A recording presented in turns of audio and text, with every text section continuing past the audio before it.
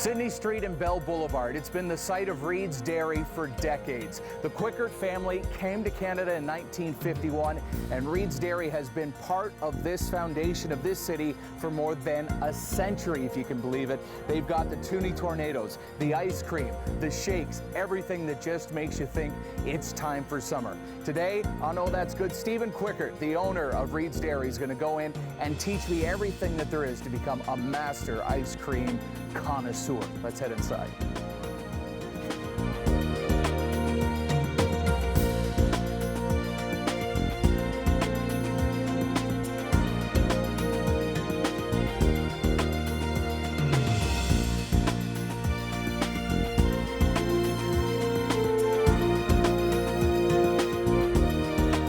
Reid's Dairy owner Stephen Quickert, thanks for having us in today. Longtime fan, big-time milk guy. This place has been here forever, and you see every once in a while, a couple times a week, the big trucks out there. They're obviously bringing milk. What's the process to bring them into the building?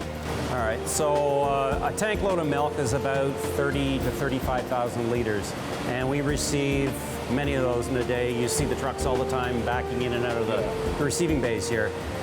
Before we unload a load of milk, we actually grate it, and that's still a human aspect to it. Right. So a guy will literally get on top of that tank, open the hatch up, and he'll basically smell it, and he's trained. The smell test? Yes. That's what does it? Yeah.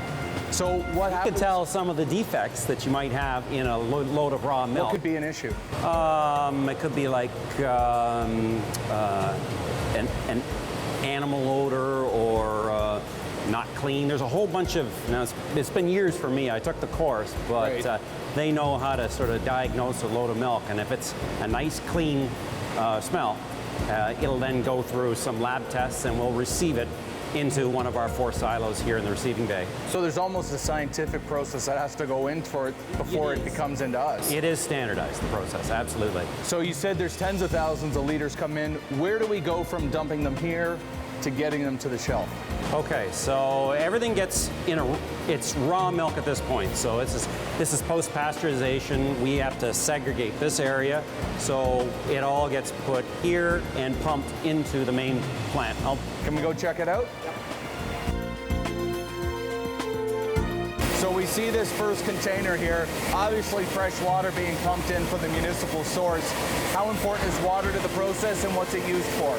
Well, we use water primarily for flushing things out between products when we're processing.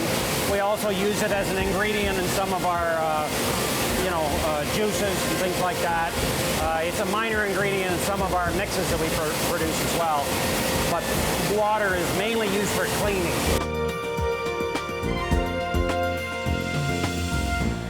As far as the dairy drinks are concerned, we have cream, 3%, 2%, 1%. Obviously, that's a fat content, isn't it? Or how much fat is in the milk? Yeah, it's just percentage of butter fat. The rest of it, you think about milk as being that various fat percentage. The rest of it is like skim milk. Right. It's as simple as that. So if you were to take a percentage, what does it come in as if you weren't to take any fat out? Yeah. So everything coming in the receiving bay comes in at 4% right off the farm. It's right around that 3.8 to 4%. And this machine over here, this is a milk separator. These things have been around forever, but it's a stack of discs and it spins at a high speed. What it does is it actually creates 2 streams. So that 4% milk comes in, one stream coming off is skim milk, the other one is 40% cream. We reblend in the cream to create 3 1/4, homo, 2%, 1%, and skim milk is just the other stream. So tell me this, Stephen, you guys have obviously different things you roll out. Do you have a day that's 1% milk and then a 2% day, or how does it work? So one production day we will do all the different fat varieties of milk, and we'll then go into some of our mixes, milkshake mix, ice cream mix. We do a whole series of those. And then we'll finish up with anything that has cocoa in it, so chocolate milk. Oh yeah, the good stuff, yeah. That's right. So that is also a mixed product, but the 1% milk we processed earlier goes to a blend tank, gets sort of mixed with some sugar and some cocoa, and then gets reprocessed as chocolate milk. and then we package that. What kind of numbers are we talking here as far as bags a day or 1 liter? Is there Chocolate milk, for instance, a batch of chocolate milk on a given day might be around 20,000 liters. That's a lot of chocolate. It's a lot of chocolate. So where do you guys go out to? Because I used to live in Kingston and I used to get my Reid's Dairy down there. Where do you guys service to? Well, these guys here. So this is primarily hitting the schools, right? So we're now moving this product from Toronto right through to Ottawa. So we are hitting the main population centers in Ontario. We used to get these at our school. They were 50 cents a piece, and you got white or chocolate. But you guys have kept the prices pretty darn affordable since then. Why is milk still fairly affordable compared to other things that keep going up? I would say because it's such a staple to our diet, and it's still nutritionally, you can't beat this, right? As far as a family, a large family with young kids, consuming a lot of food, you're trying to get protein and all of the good things into these children. This is probably still the cheapest way to do it. Absolutely, you know, retailers, manufacturers like ourselves, there's a lot of volume still in this, and we can sort of keep our prices manageable. So you guys obviously have the storefront here. What is summer like to be working at a Reid's Dairy, the main? It's like a dream job, right? Yeah. It is, seriously. I love making new ice cream. That's my big thing, right? So all the time thinking up new flavors, listening to what people have to say. We have a couple new flavors this year. One is toasted coconut, and the other one is salted caramel. Yeah. And so good. That's been forever. You go through the drive-thru, you go through the front entrance. Can we go see some ice cream or go see the Looney Shakes? Sounds good. Sounds good.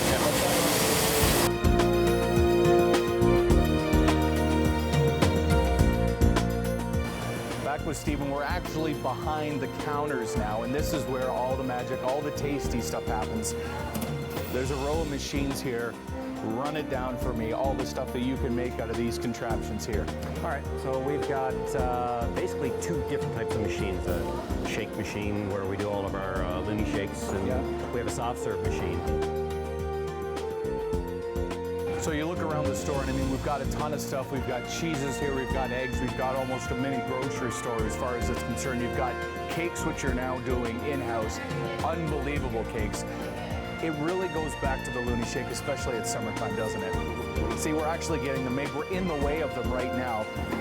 The Dollar Shake, how long has this been going on? I'm going to say almost 30 years. 30 years, and you haven't changed the price. What is the difference between maybe soft serve ice cream and a shake? Yeah, so you've got less butter fat in it, so it's around 2% butter fat, and a lot of the same ingredients, though. You know, when you're talking about milk and sugar and all these things that make a great ice cream, you make a great milkshake. So, yeah, and we still make the shakes the way we used to. We haven't changed the formula a bit, and we find that with so much demand for these, we end up having a limitation with the machines themselves. You know, we end up having to buy another machine or another machine because they just can't keep up with the lineups, right? And yeah, Looney Shakes.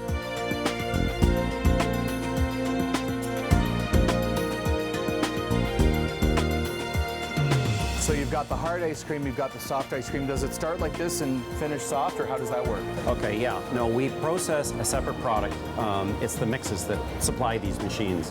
And it doesn't matter whether it's here or any one of our customers' locations. If they own one of these, they would buy it in like a 10-liter bag. The mix would be poured into a hopper in the bottom of the machine. Right. And you have vanilla. Here, get a look at this. There we go. Vanilla and chocolate. Okay. So the mix right in there, it gets pumped up into the machine and frozen. Now, hard ice cream that you see that we scoop, we have a machine like this. It's just, 100 times bigger. Right. And so these little guys, they'll basically do the same thing except right on the spot. And yeah, when we make hard ice cream, it comes out soft like this. We put in all the nuts and inclusions and, all the variegates and ripples and freeze it down hard. But it's the same process. You started the Tornadoes. Now, how long have they been around? Because I remember them in the teens in high school coming to get them. And they start with something like this, do they not? And then this. So the Tornadoes, they're probably maybe 20 years old. Yeah. And yeah, they start with soft ice cream, and we just literally blend in anything the customer wants. And, you know, I'm a big fan of caramels, so we actually make a couple of toppings here. The chocolate sauce and the hot caramel, both of those get blended into a tornado with, say, a caramel, chocolate caramel compliments. What if I wanted to get like a Toblerone bar or a Mars bar and you can just throw it in on top? That doesn't count as a sprinkle? You can bring it in. We'll put it in for you. See, thought I'd try. You know what? Come on in. We've got to make an ice cream right now. We're going to see this process being done. Ooh, I'm going to try this. This wasn't for sale, I hope. No, we can make it. It's not now, anyway. So that's the mixture. See, she did a perfect job. Yeah. Can I try doing one of those? Yeah, sure. See how bad it's going to be? Never done this before. We're going to try the cone. I might be wearing the cone of shame afterwards, so So the middle handle is your twist, right? Okay. So do you go slow or full? So which way? Turn to the side. Side. Oh, no, I guess it's down. Whoa, whoa, whoa. Oh, jeepers. Uh-oh. Anyone want an ice cream cone?